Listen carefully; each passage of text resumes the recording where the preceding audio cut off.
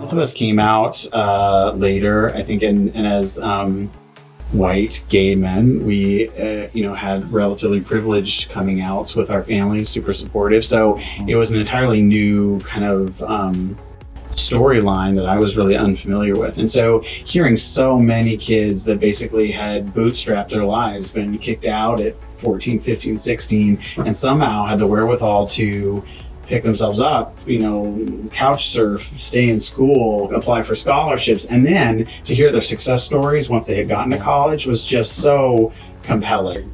I think the first time we raised our paddle was for $1,000. I think that's what it was. I think we bought all the wine auction items.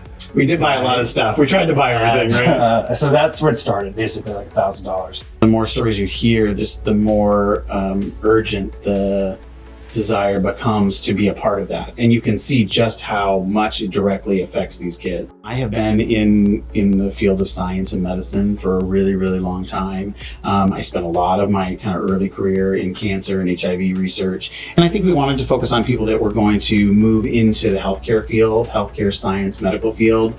And because when you think about LGBT folks and the lack of access and diversity and equity in healthcare, and not just transgender folks, even lesbian and gay men also have challenges in finding healthcare providers. And so putting those people out into the community that can be empathetic to what these specific healthcare issues are for LGBT folks, I think is important.